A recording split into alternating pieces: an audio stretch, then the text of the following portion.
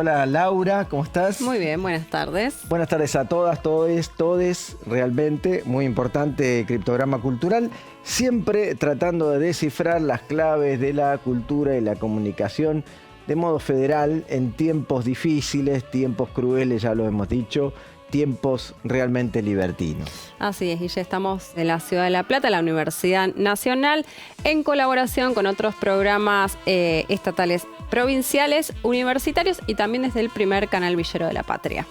Bueno, hoy le proponemos un programa distinto, Laura, muy distinto. A ver, no contame. va a venir nadie al piso. Eso te anticipa algo para decirte, pero no te preocupes, no es que estamos solos y vamos a hablar solamente nosotros. Bueno, bien. ¿Está bien? ¿Va a haber alguien más? Sí, va a haber comunicación por Meet a distancia. Ajá, y especialmente porque dos de los que vamos a entrevistar, que nos interesa mucho su opinión y palabra, vienen desde muy lejos. Uno de Bariloche y el otro nada menos que cruzando el charco, Montevideo, Uruguay. Ah, mira, como internacionales hoy también. Bueno, menos mal porque ya me había asustado. Dije, vamos a tener que darle a la lengua, no sé, contarnos la vida, contarle a la gente que era de nosotros. A contar fábulas. Bueno, Laura, no. Es así que tendremos una comunicación distinta, pero estaremos conversando con Osvaldo Nemirovsky, diputado por la provincia de Río Negro, mandato cumplido. Él fue coordinador general del Consejo Asesor de Televisión Digital, aquel espacio que impulsó la producción digital y la convergencia de análoga a digital entre el 2003 y el 2015 aproximadamente, el momento de mayor producción audiovisual en la Argentina. Bueno, estaremos conversando con él vía Meet, como lo dije anteriormente, desde Buenos Aires a Bariloche, que es donde está viviendo. Muy bien, me imagino que estará contentísimo.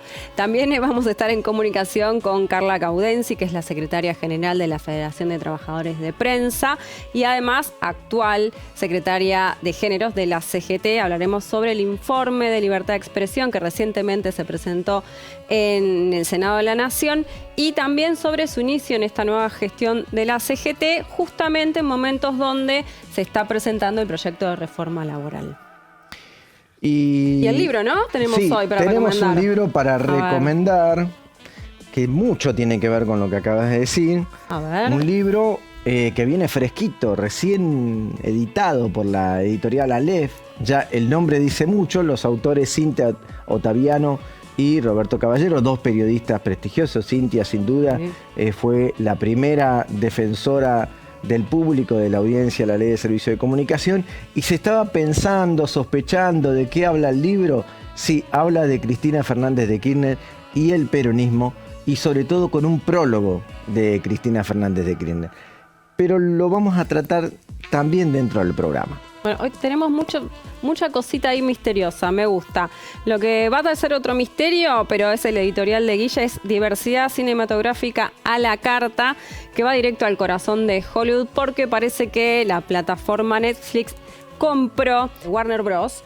Y estamos ahí, no quiero decir mucho porque Guille lo va a decir en la editorial y es el otro ganchito que tenemos. Estaremos también en comunicación con un colega director, productor, investigador, profesor en la Universidad de la República, Uruguay, estoy hablando en este caso, es Federico Pritz. Conversaremos con él de que todo lo que no está pasando en la Argentina está pasando en el Uruguay.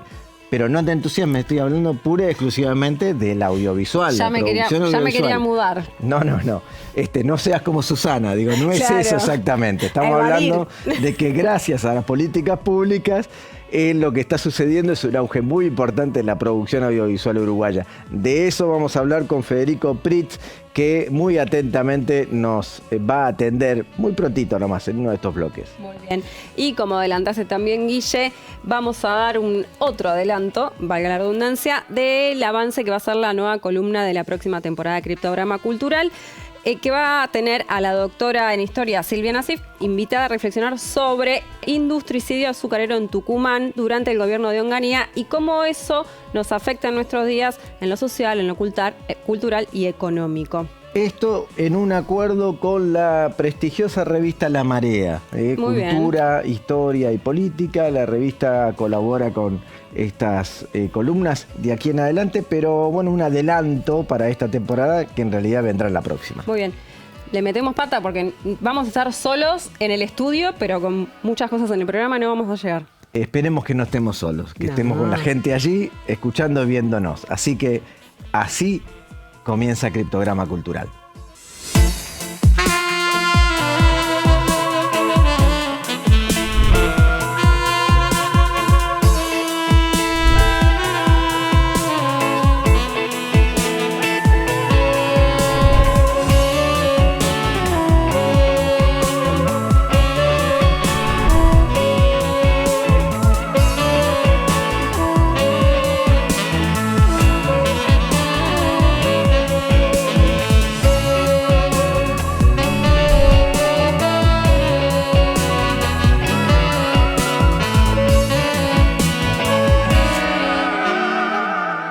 Continuamos con Criptograma Cultural, arranca el primer bloque de esta manera y nada menos que con una comunicación, ¿no es cierto, Laura? Exactamente, estamos en diálogo con Carla Gaudensi, que es la secretaria general de la Federación de Trabajadores de Prensa y además es la secretaria de Género en esta nueva gestión de la CGT. Hola Carla, ¿cómo estás? Hola, ¿qué tal? ¿Cómo están? Buenas tardes. ¿Todo bien, vos? Bien, muy bien. Bueno, Carla, sabemos que hace poquito se presentó el informe sobre libertad de expresión en el Senado. Queríamos saber cómo surgió esa iniciativa. Estuviste acompañada de un montón de trabajadores de prensa y de personas muy importantes del sector de la comunicación. ¿Cómo fue eso?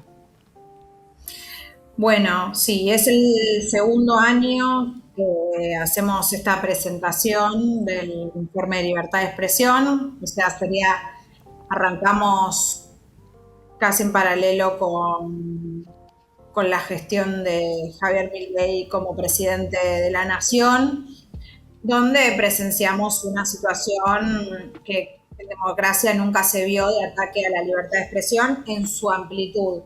Eso motivó a que desde la FATPREN, junto con la carrera de comunicación de la UBA, nuestra Federación Internacional de Periodistas, empezáramos a hacer este trabajo de investigación y poder registrar todos los casos que tenemos a lo largo y ancho del país de afectación a la libertad de expresión, que como nosotros entendemos, se afecta a la libertad de expresión y en este gobierno vemos un plan ya sistemático de ataque en muchos aspectos, ¿no?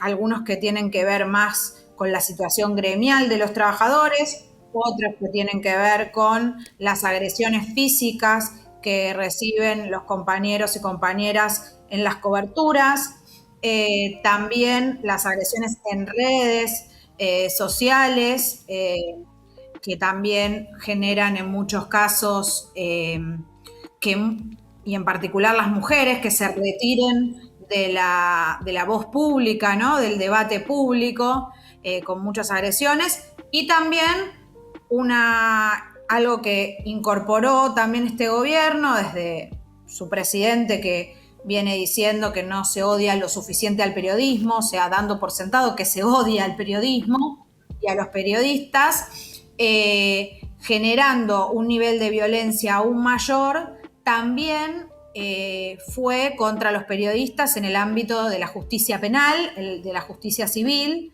Por lo tanto, relevamos un poco todas esas situaciones de ataque a la libertad de expresión. Y como decía, de manera gremial, que nosotros... Carla, muchas gracias por todo lo que nos estás contando y sobre todo felicitarte también porque FATPREN asumió en tu representación la responsabilidad de la Secretaría de Género.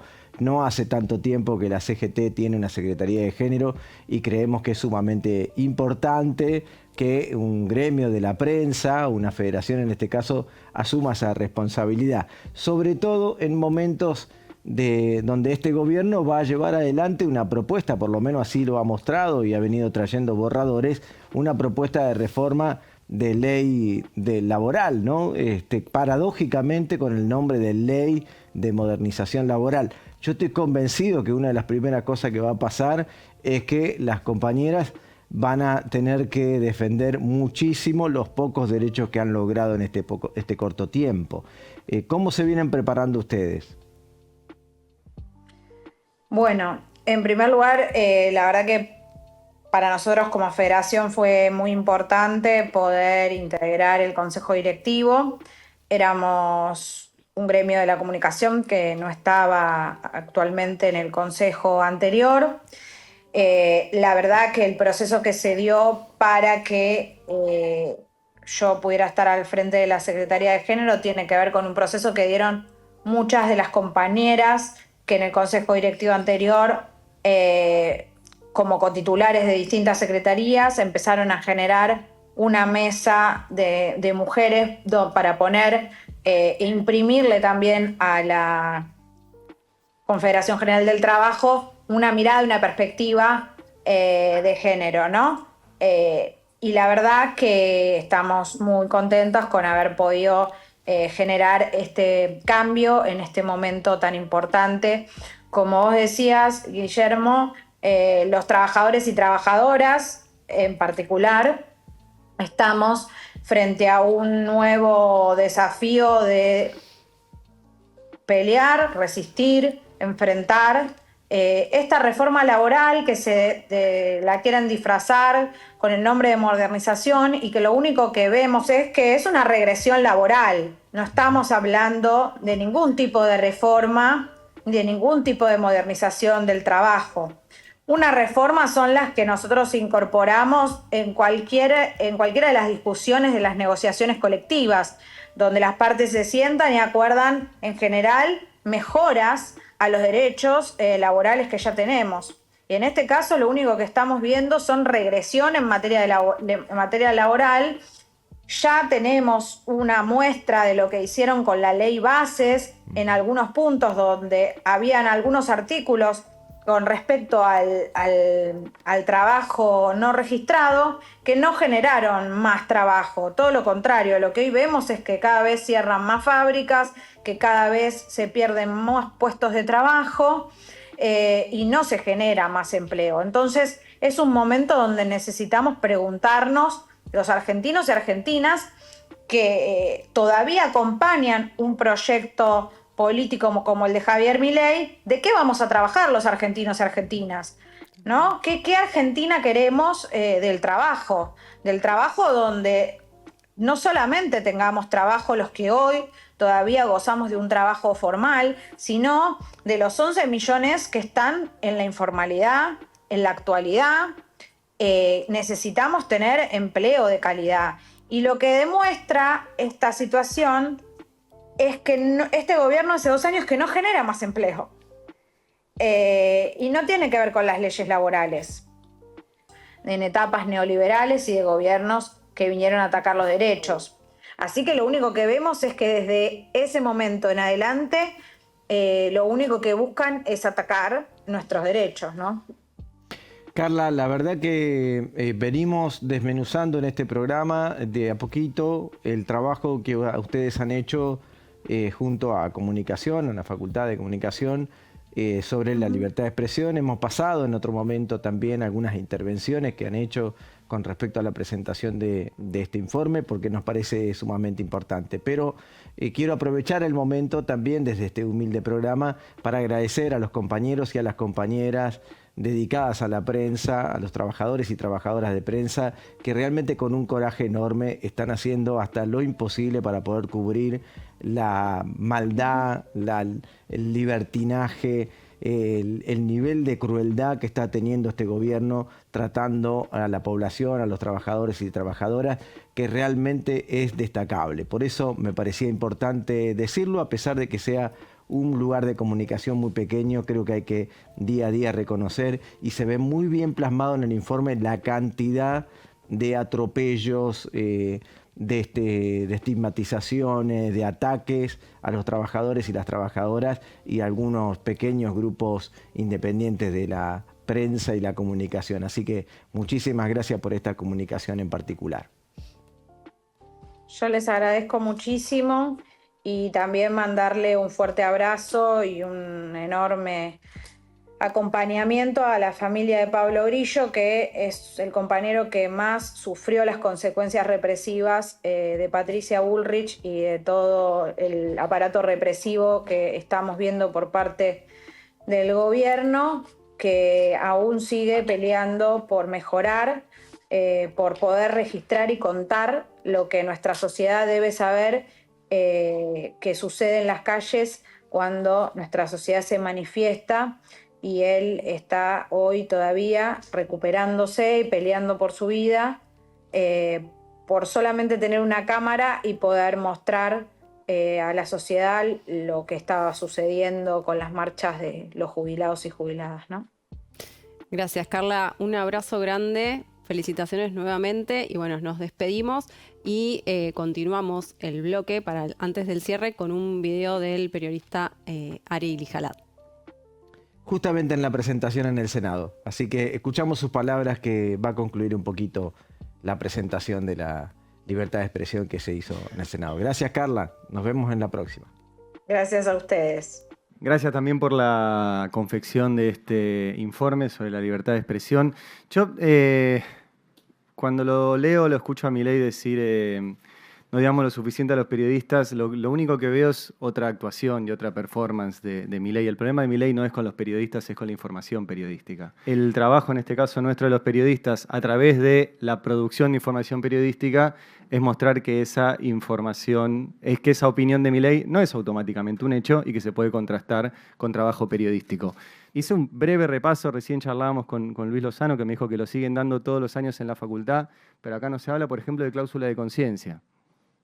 No existe la cláusula de conciencia en la Argentina, como existe en otros países del mundo. Tuvo media sanción en 2015, quedó ahí dormido y nunca más lo presentó el papá de Mariano Recalde, Héctor Recalde. Y nunca más se trató. No existe tampoco promoción de financiamiento para los medios pequeños, medianos, pymes como Futurock y como otros tantos, para que puedan ir a buscar financiamiento a empresas privadas, a otro tipo de lugares, y tengan que depender o de los socios o del financiamiento público. No existe eso. No tenemos en la Argentina una discusión que ya se dio en Europa hace años, creo que más de una década, de indexación de contenidos. Nosotros generamos contenidos que después los venden esas plataformas que mencionaba Julia, que son las dueñas de todo. Y venden publicidad por los contenidos que generamos nosotros y nosotros no recibimos nada. Y eso este Congreso no lo discute. La pauta oficial tampoco tiene una discusión seria en este Congreso. Y también se dejó de discutir una ley de medios. La última ley de medios, vos decís, ¿por qué los pibes ahora? No sé, y porque no vivieron la discusión de la ley de medios como la vivimos nosotros. Me decís, pero ahora cambió. Sí, cambió. Bueno, hagamos una ley actualizada. Pero seguir con este sistema de medios absolutamente concentrado, absolutamente antidemocrático, que no protege a los trabajadores, que está absolutamente alineado con el poder económico, no es una buena idea. Entonces este Congreso, aprovecho el lugar para decir que tiene muchas tareas pendientes si le interesa de verdad la libertad de expresión. Si no, perdón, pero es año a año actualizar este informe, que vale la pena, repito, tenemos que tenerlo por escrito. Pero no sirve de nada simplemente tener un informe de cómo se ataca la libertad de expresión si no se labura para mejorarla. Muchas gracias.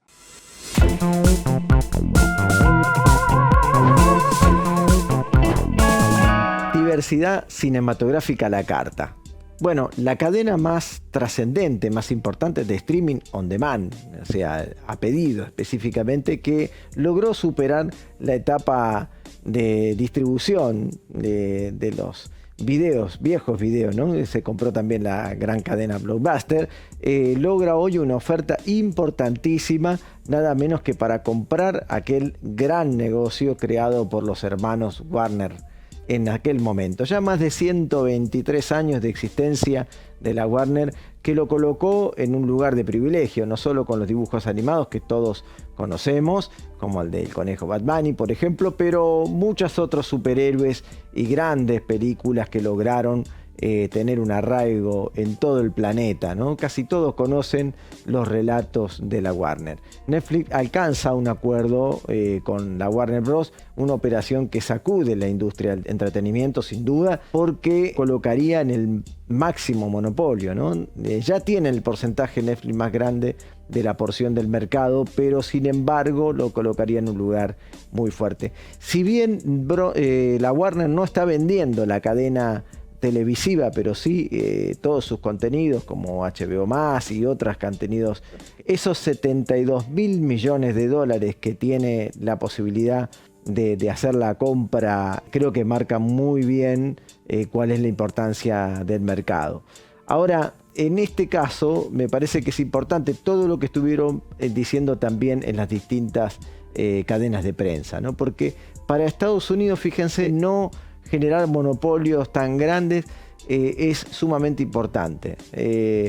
Porque no puede cambiar tan radicalmente la forma en que los servicios cinematográficos o los servicios de streaming o audiovisuales, como quieran llamarlo, alcanza al mercado. Están muy preocupados a tal punto que hasta grandes personalidades empezaron a expresarse de esa manera, como el presidente Trump, que también planteó que la concentración en el mercado podría ser dificultosa, ¿no?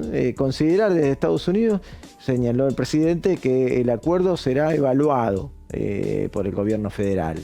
Hay que entender, esto es bueno para nosotros, comprender que no todo se da en libre mercado como se plantea todo el tiempo en la Argentina. Siempre las regulaciones vienen a equilibrar los mercados también internos como los mercados externos, que en este caso son gigantes. Trump también en su momento tuvo grandes negocios en la comunicación, así que entiende de lo que está diciendo. Pero mientras esto sucedía en Netflix o en la compra de la Warner, fíjese lo que pasaba en Ventana Sur. Qué trascendente, ¿no? En la Argentina nosotros de alguna manera compartimos ahora esa ventana de venta entre Argentina y Uruguay, y allí hubo una mesa gestada por la CAPIT, que es la Cámara de Productores Independientes de Televisión y Audiovisuales, y ahí la industria argentina podría desaparecer si no se cuida, advirtieron figuras claves. Estas figuras claves son nada menos que Adrián Suar, entre ellos los que alertan que la producción cinematográfica y la producción audiovisual podría desaparecer. Recuérdelo a Adrián Suar, la gran potencia de Polka, que prácticamente cerró, por lo menos la parte de producción cerró, la distribución todavía sigue trabajando, pero los trabajadores quedaron muy pocos. Aquella posibilidad que la Argentina tuvo en tener más de 20 y pico de series televisivas, telenovelas, series unitarios, todo eso quedó en el pasado. Un pasado no tan lejano, pero hoy en el pasado. Está buscando el rumbo de dónde encontrar el camino para poder producir, como lo ha encontrado Uruguay. Fíjense qué interesante. Los estrenos uruguayos por año, ¿no? La Agencia del Cine y el Audiovisual del Uruguay. 3 formatos bien claros de esas políticas, detalles de los fondos principales: fondo de fomento, programa de apoyo a la producción, incentivo a la producción internacional, que es el Cash Rebate, muy conocido. Bueno, todo eso nos llevó a un auge en el 2023 de 41 producciones. Es un auge para Uruguay. Nosotros en la Argentina llegamos a tener más de 200 producciones cinematográficas, entre documentales, películas de ficción, películas de animación, cortos y otros tipos de contenidos y formatos. Pero bueno, para Uruguay es un auge importantísimo. También el avance en la inversión. Acá también hay que detallar cómo las políticas públicas logran tener un desarrollo de contenido, porque no es solamente ofrecer un retorno financiero para que se vengan a instalar en su país el desarrollo de otras productoras, sino también generar desarrollo de guión, desarrollo de producción, capacidades de infraestructura. En ese camino se encuentra Uruguay, y bien por ellos, porque están entendiendo que en el mundo globalizado el desarrollo de las industrias creativas y el desarrollo de la producción audiovisual son centrales, sobre todo para proponer y promover el turismo en su país, y también una medida cultural. De esa manera hasta se conoce el fútbol uruguayo, porque hay grandes películas que empezaron a hacerse planteando el fútbol uruguayo. Ustedes piensen que a la Argentina muchas veces vienen exclusivamente a conocer los grandes equipos de fútbol de la Argentina, también por la visualización audiovisual de los contenidos de fútbol. Y esto no se queda allí. Para esto me parece que las voces destacadas del sector son muy importantes. Como en el caso de esta posible compra, porque todavía no está plenamente adjudicada, del Netflix a la Warner, hay que escuchar a aquellas personas que también hablan sobre las necesidades laborales y aquellos conflictos que fueron durante casi 4 meses de lucha de los guionistas, actores, actrices con el holding de Hollywood, que imposibilitaba tener un acuerdo laboral. En ese sentido alertó también nada menos que Jane Fonda.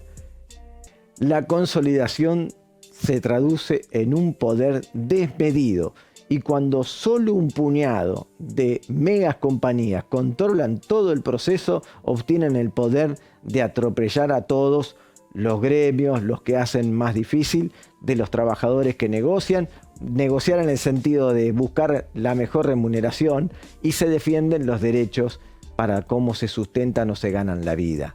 Esto es muy importante lo que dice Jane Fonda, y con la palabra de Jane Fonda me voy a ir. No es exactamente este texto, sino una imagen de cómo defenderse ante tanta crueldad que nos plantea la derecha cuando pretende desregular absolutamente todo, y el que paga el plato de los grandes negocios de mercado sigue siendo los trabajadores y las trabajadoras, en este caso la cultura sobre todo. Make no mistake, empathy is not weak or woke. And by the way, woke just means you give a damn about other people. This is big time serious, folks. So let's be brave. We must stay in community. We must help the vulnerable. We must find ways to project an inspiring vision of the future, one that is beckoning, welcoming.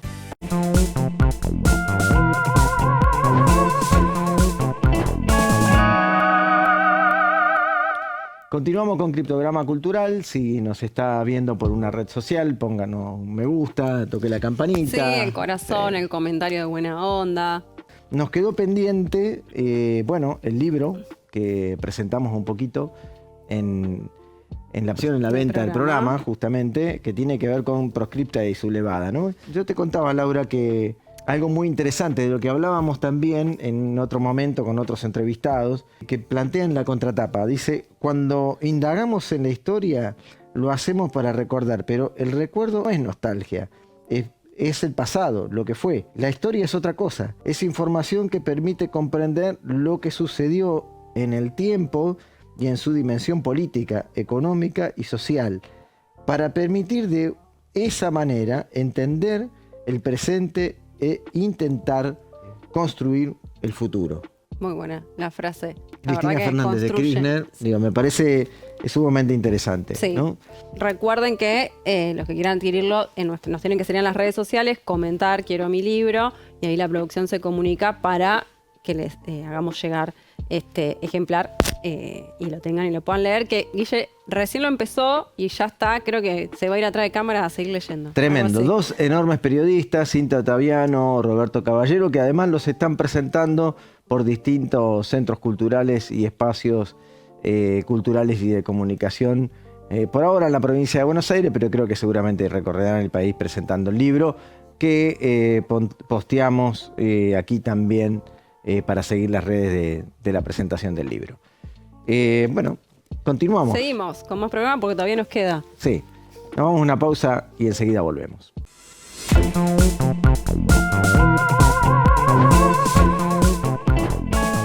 Seguimos en Criptograma Cultural y vamos a hablar un poco de lo que va a ser la nueva columna que el programa va a incorporar en la próxima temporada de 2026. Va a ser una columna de historia y cultura que va a ser realizada en colaboración con la revista cultural La Marea. En esta columna la historiadora, la doctora Silvia Nassif, que es la que va a indagar un poco en el impacto de la dictadura del general Juan Carlos Onganía, que se autodenominó Revolución Libertadora, y cómo fue la matriz productiva de la provincia de Tucumán afectada por esa revolución libertadora, entre comillas, que obviamente también afectó lo que es la matriz cultural. Además, va a ser un correlato muy necesario, obviamente, de la unidad de lucha que se necesita para contrarrestar con estas políticas del gobierno de Milei que lleva adelante en nuestro país. Las enormes movilizaciones populares marcaron un momento clave en la historia de lucha del pueblo argentino y las expresiones culturales que acompañaron esas manifestaciones. Es un producto muy rico que vamos a tener el año que viene en Criptograma Cultural, y bueno, eso es un pequeño adelanto para que ustedes sepan de qué se trata la temporada 2026.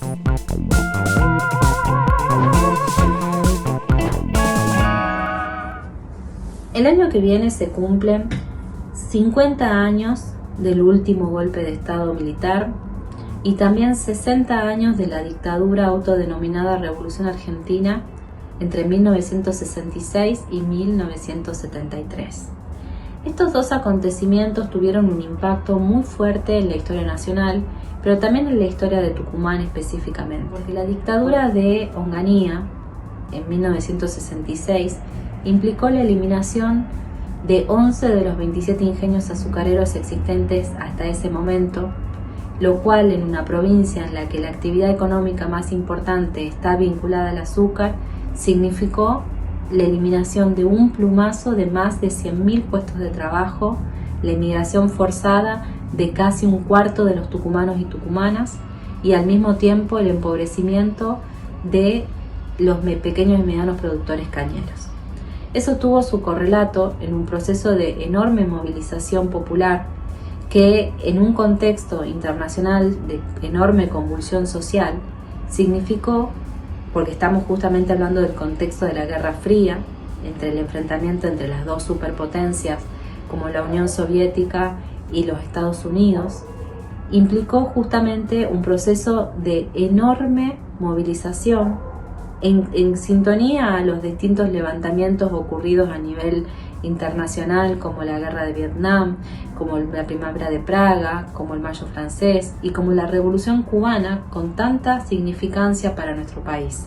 No solamente porque en América Latina se abría la posibilidad de un camino socialista, sino también para la Argentina, porque uno de los principales comandantes era Ernesto Guevara, Ernesto El Che Guevara, que era un argentino. Al mismo tiempo, la provincia de Tucumán implicó también un proceso de concentración monopólica de la producción azucarera, de los ingenios que continuaron en pie.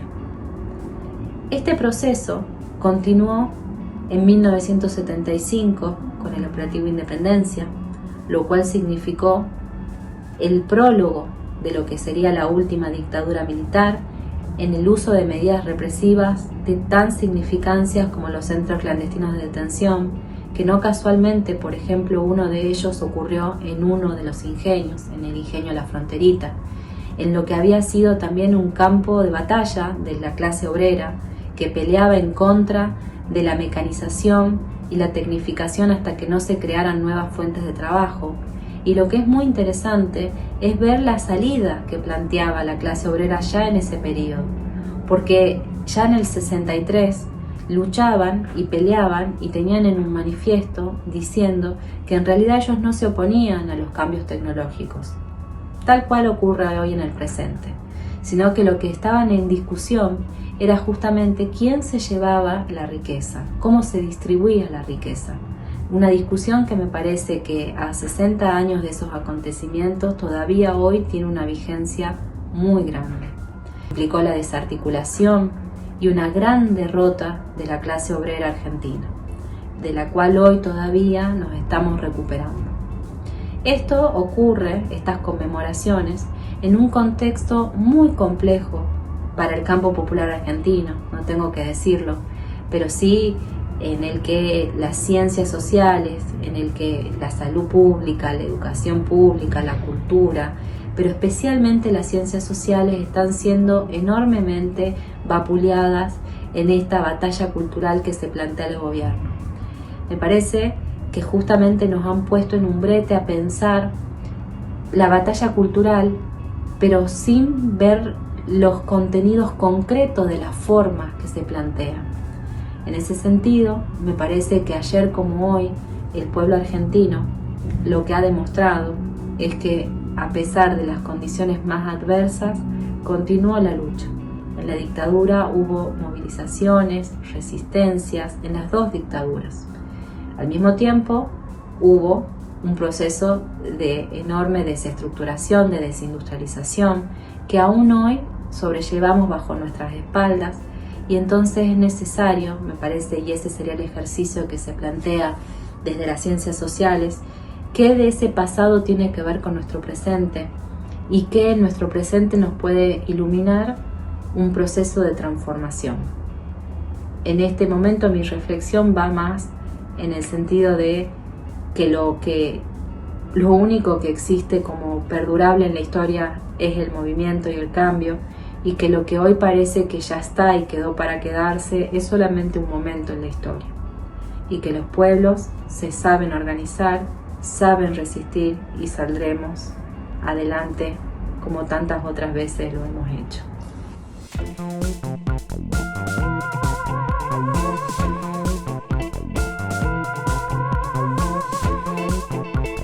Seguimos en Criptograma Cultural con otro invitado a la distancia. Es un orgullo para nosotros, como siempre.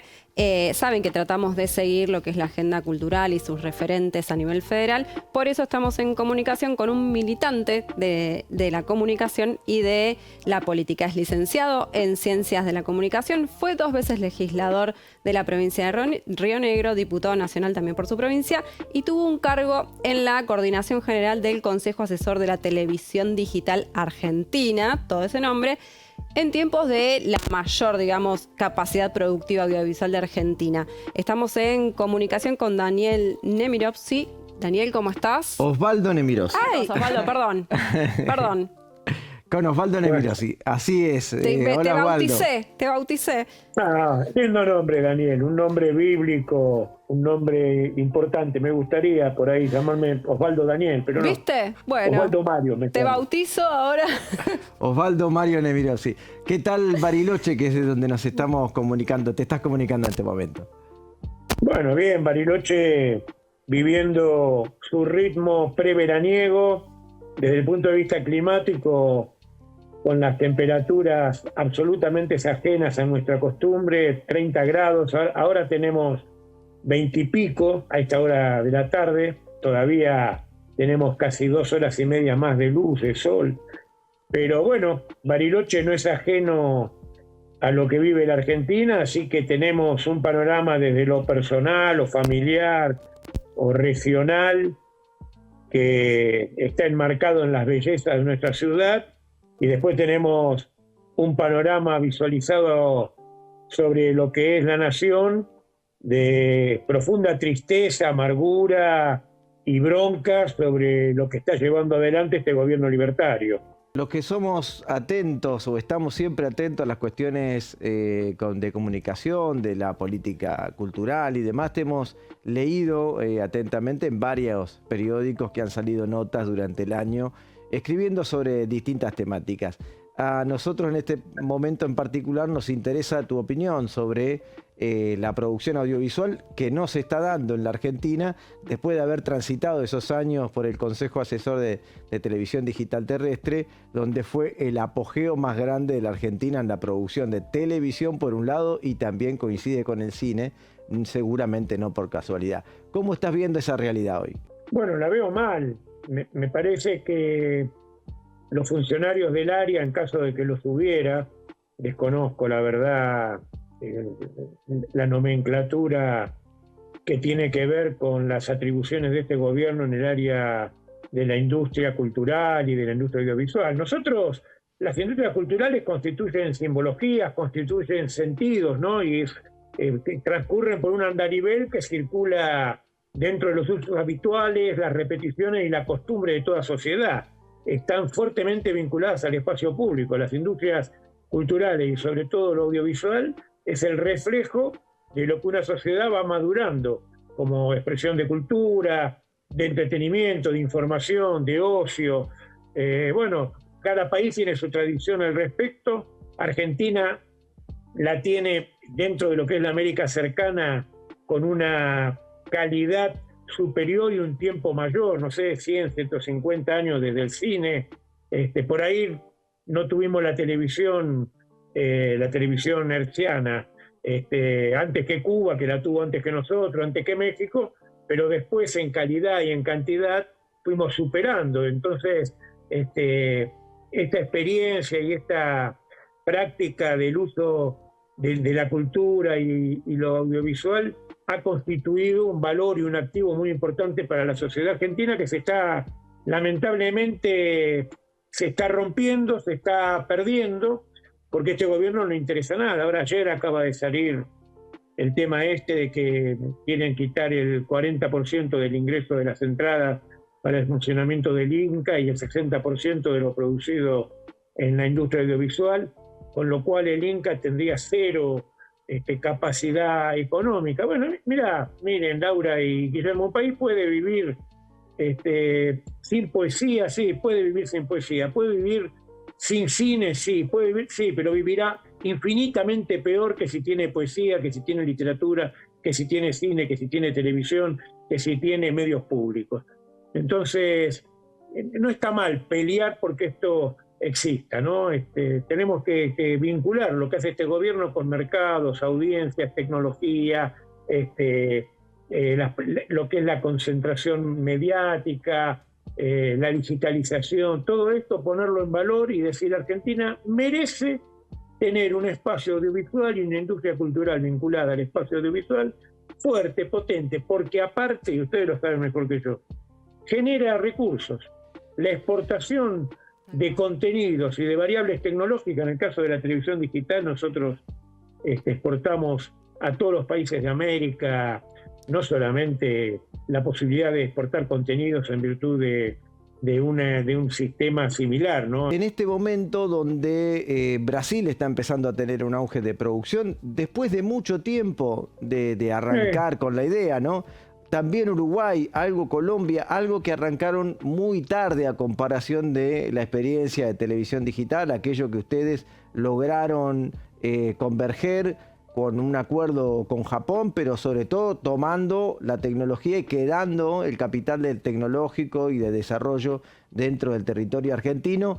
Si esta realidad para la Argentina no es un proyecto aún mayor que la comunicación y la cultura, sino está inserto en el modelo político, económico, cultural que ellos quieren, que el gobierno ejecutivo nacional quiere en este momento. En ningún discurso oficial aparece la palabra industria, no para referirse a la industria cultural, para referirse a la industria como un modelo productivo, así sea desde el punto de vista agrario, ganadero, ni siquiera digo desde el punto de vista metalmecánico, de las fuertes industrias de la Argentina. Y bueno, tampoco van a hablar de la industria cultural. Ahora nosotros vivimos, la verdad, etapas expansivas en ese sentido, ¿no? Y esa tenía una repercusión que se manifestaba en grandes audiencias, y eso a su vez llevaba adelante un mercado y una economía que expandía posibilidades de acceso de mayor nivel económico. Y bueno, cuando uno ve los datos de las mayores audiencias y los mayores mercados, amplios mercados, dispendiosos mercados, ¿no? Es en el año 48 al 54, 55, del 2005, una vez, después de 2 años de gobierno de Néstor Kirchner, una vez instalado y demás, hasta el 2015, ¿no?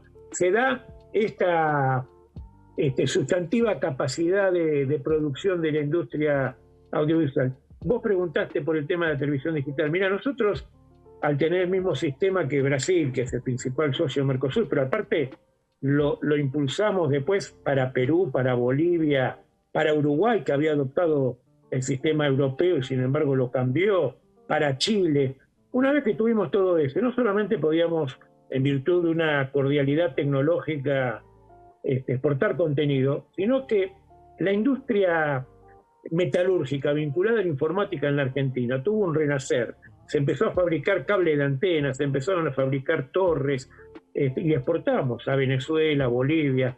Es decir, no solamente exportábamos carne y productos alimentarios y agrarios, sino que después de mucho tiempo se exportaba tecnología, se exportaba capacidad industrial aplicada. Osvaldo, debemos reconocerte la posibilidad de que muchas universidades como esta, por ejemplo, tenga un CEPA, que es un centro de producción audiovisual, que fue distribuido justamente por el espacio que te tocó conducir en su momento, como muchos otros programas de producciones provinciales que nacieron de la mano del programa Polos Audiovisuales. Tan es así que hasta la provincia de Córdoba era tan fuerte la iniciativa que terminó poniéndole a su programa Polo Audiovisual de Córdoba. Ese hijo de esa política es el Diabim, hijo de esa política es lo que se está haciendo en Mendoza, en Jujuy y en tantas otras provincias. Así que no puedo menos que contárselo a la audiencia, contárselo también a Laura y felicitar y agradecer porque en aquellos momentos estuvo la decisión política para que el federalismo se manifieste en la producción audiovisual también, como la contamos hoy, ¿no? Que es el espacio que le está dando contención a la capacidad productiva, porque este año desde el Instituto Nacional de Artes Audiovisuales Cinematográficos de la Argentina va a salir prácticamente cero producción. Digo, eso es tremendo para nosotros y por supuesto que si le quitan el financiamiento de su asignación específica, vamos a quedar mucho menos todavía. Bueno, esto que haces mención me hace recordar cuando se inauguró el canal de televisión de la Universidad de La Plata.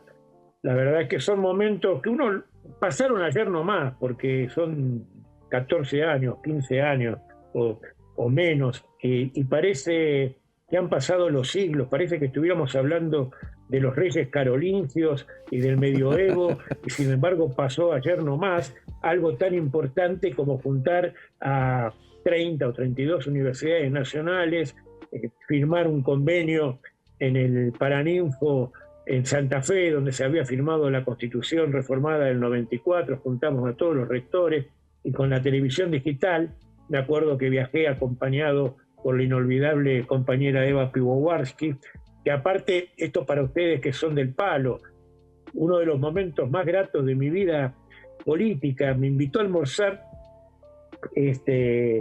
Fernando Birri, que estaba viviendo en Santa Fe.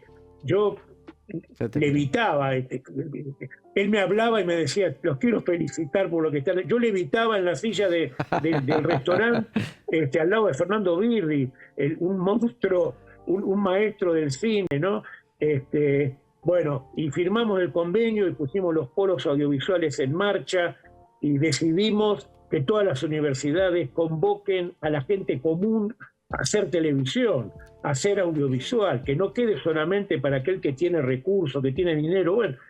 Bueno, me parece estar hablando de Robespierre y Danton de 1789 y pasó hace menos de 15 años y todo eso prácticamente no existe más, no existe más. Entre el recorte de la 26.522, la Ley de Servicios de Comunicación Audiovisual, la política ejecutiva del macrismo y sobre todo estos 2 años de pesadilla libertaria, todo aquello que hace crecer los sueños de los argentinos, que hace crecer intelectualmente, académicamente, espiritualmente, que es la industria audiovisual vinculada a la cultura, todo eso queda en un reservorio de autodefensa, de resistencia, que no debiera ser así. No tenemos que estar peleando para hacer cine, Laura y Guillermo. Tenemos que hacer cine. Tenemos que hacer cine como hacen los países serios, que hacen cine y con eso publicitan sus bondades, sus virtudes, hacen plata, ganan plata, entran recursos. Bueno, acá aparece Sturzenegger, el coloso, ojalá que le vaya como al Coloso de Rodas. Era muy grande y un día se cayó y quedó patas para arriba. La verdad que no le deseo otra cosa, no que se muera ni nada, que caiga como el Coloso de Rodas, patas para arriba. Aparece y dice, bueno, vamos a sacar la plata del Inca, ¿no? La verdad que, mira, siempre se atravesaron crisis del sector, ustedes lo saben bien, sobre todo vos, Guillermo, que sos un luchador del tema audiovisual. Crisis propias del sector que tenía, qué sé yo, no se producían películas, no había capacidad creativa, y después autogeneradas y también ajenas por los momentos económicos. Cuando no hay plata, la gente no va al cine, no compra discos, no compra libros, bueno, ahora no produce videojuegos, pero en este momento son las condiciones objetivas puestas por un gobierno las que hacen que se impida el desarrollo de la industria audiovisual. Y eso es grave desde el punto de vista histórico. Sí. Osvaldo, muchísimas gracias por tu participación en el programa. La verdad que nos quedaríamos, no sé, todo el programa hablando de vos, porque es interesantísimo y nos quedan un montón de cosas por preguntarte, pero bueno, el tiempo en este tipo de ciclos es cruel en ese sentido. Te agradecemos mucho y te comprometemos a que el año que viene, cuando empecemos la siguiente temporada, te queremos aquí en el estudio de la Universidad Nacional de La Plata para hacer un programa especial de este tema. Vos sabés que admiro tu tenacidad y tu pelea y quedo siempre a disposición. Muchas gracias. Muchas gracias, Osvaldo. Bueno, nosotros continuamos en Criptograma Cultural, pero ahora nos vamos a una pausa.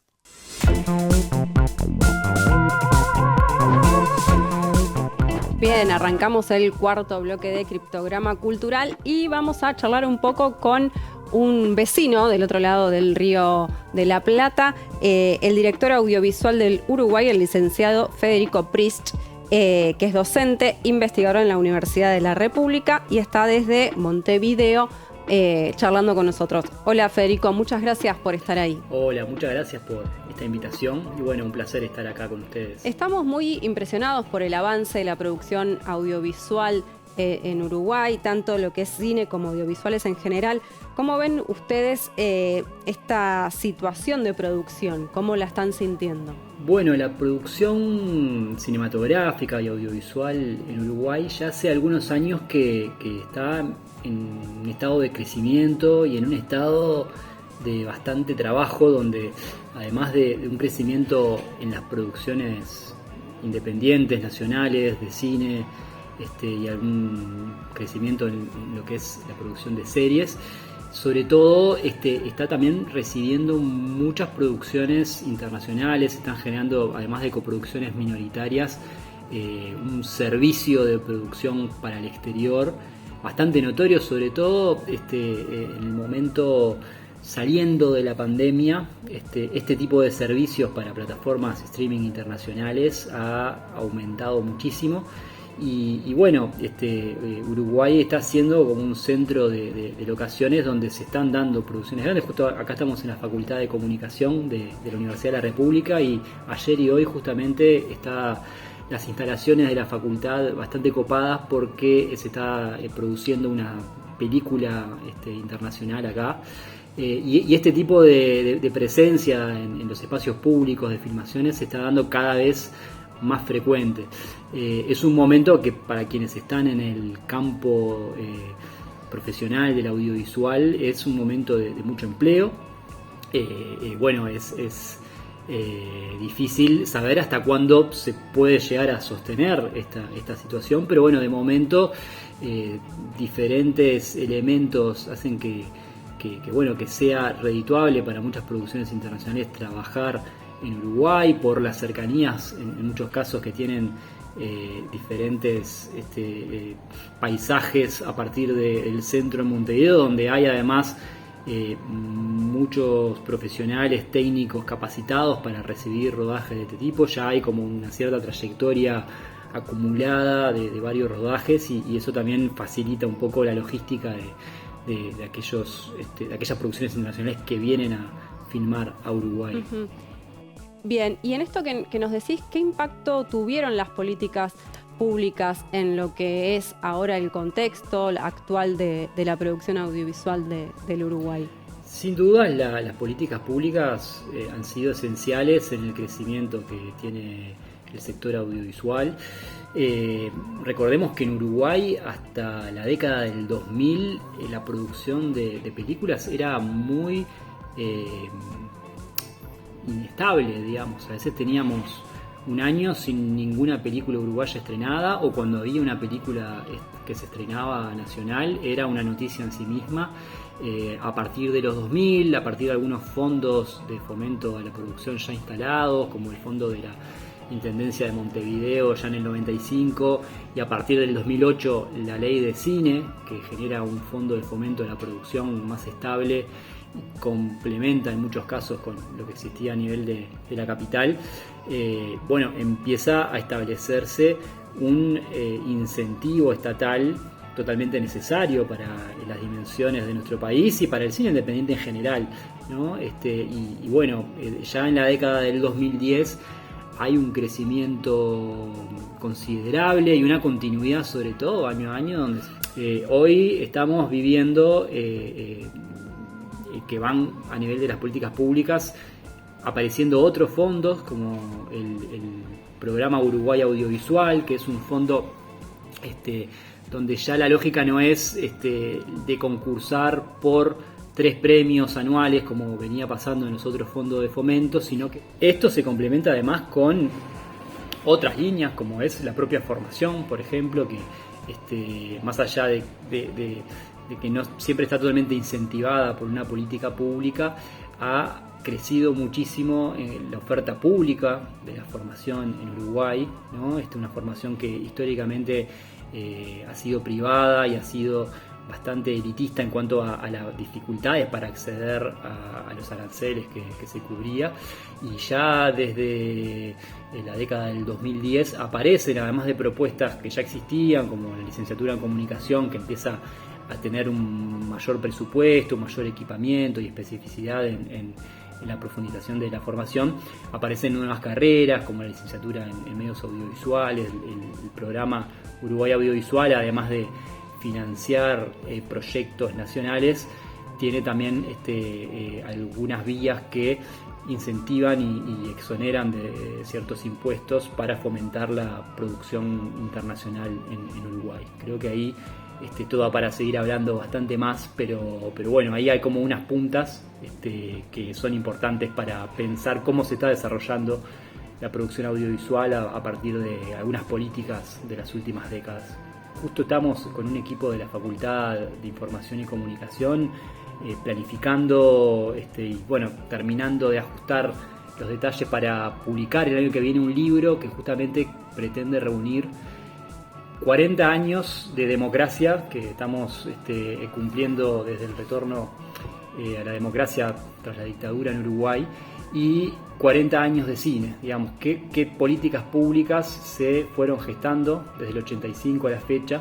Y bueno, hay una serie de capítulos producidos por varios colegas, y bueno, el año que viene vamos a estar justamente presentando ese libro. Así que un gusto compartir con ustedes y esperemos seguir en contacto más adelante. Federico, muchísimas gracias por tu participación en el programa, por comentarnos cómo es el apogeo que están teniendo en este país vecino con la producción audiovisual. La verdad que los envidiamos un montón, envidia sana, para aclararlo. Y bueno, es un tema que siempre te mandamos un fuerte abrazo.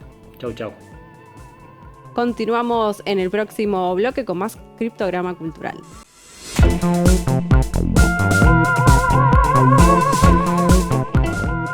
Y se está terminando Criptograma Cultural, Laura. Bueno, de a poquito se va yendo también esta temporada. Ay, sí. A mí un poco... Lo bueno dura poco, dicen. Sí, vos sabés que Qué sí, pena. un poco me llega el descanso por ahí que nos vamos a tomar, pero también me entristece un poquito. Y recuerden que si nos está viendo por una red social, ponga un me gusta, no sé, toque la campanita. El corazoncito, el comentario lindo. Eso, exactamente. Y si quiere adquirir el libro que estamos obsequiando durante esta semana, ya sabe cómo se tiene que comunicar. En nuestras redes sociales pone quiero el libro y la producción se va a comunicar con ustedes para ver cómo coordina la entrega. Pero en alguna de nuestras redes sociales, en Instagram, en YouTube, ahí nos siguen, comentan quiero mi libro, el libro, y bueno, pueden llegar a tenerlo. En X, en cualquiera. También, sí, en todas las redes sociales. El primero no se lo puede perder, es claro. muy interesante. No lo terminé de leer, pero lo empecé a ojear y realmente es muy importante. Está calentito, recién salido. Y además, dos periodistas de lujo, ¿no? Cintia Ottaviano, Roberto Caballero. Creo que es un buen aporte desde Criptograma Cultural para la lectura del verano y se lee muy rapidito porque realmente te compenetrás con el tema. Perfecto. Así que, bueno, la próxima semana, quizás nuestro último programa de temporada. Esperemos que ustedes sigan allí a Criptograma Cultural y tratando siempre de descifrar la cultura y la comunicación en clave federal. Nos vemos la próxima semana, ¿te parece? Así es, sí. Hasta la próxima semana.